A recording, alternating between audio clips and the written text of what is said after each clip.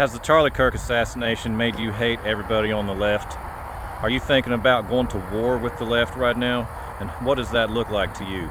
So I've seen a lot of things, read a lot of things here lately where people are catastrophizing this event.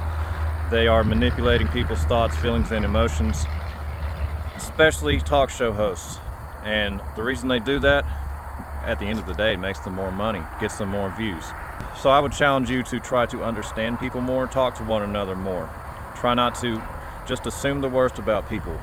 Because what I've learned over the years is that people aren't nearly as bad as you think they are. But if you quit talking to them, you're never going to know. You're just going to think they're the worst people ever. And I've been there, guys. I've been there where I've listened to talk radio, and we all know the people, you know, on the left and the right, who they just get us angry. I remember listening to Michael Savage when he was on the radio, and man, he would get me so riled up. My heart rate would be elevated. I'd be so pissed off listening to him, just ready to go and confront all these evil liberals, these evil left-wing people. I'm glad I got away from that world, guys, and I think now I can recognize people who have entrenched themselves in that world. Let's not give them the loudest voice because they're not thinking rationally. We can recognize, or at least I can recognize those comments when I see them. We tend to want to talk to those people the most and give them the loudest voice. Let's just not do that. I know it's hard to do. We tend to unite more around hate and feelings of anger because that means some sort of action needs to be taken.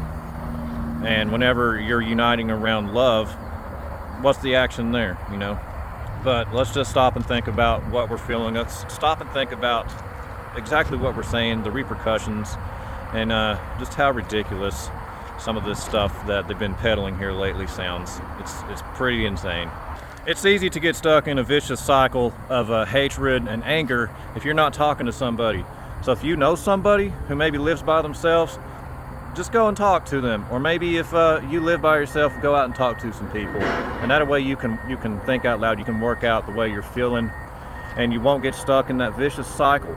Because that's a big problem right now, guys, people who are just isolating themselves.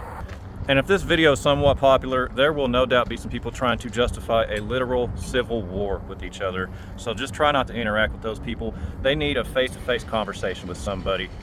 Online stuff, it's not going to change their mind. They're deeply entrenched. They need to see somebody's face. Who are we at war with more than anything? We are at war with ourselves, guys. So once you can make peace with yourself, you can make peace with other people.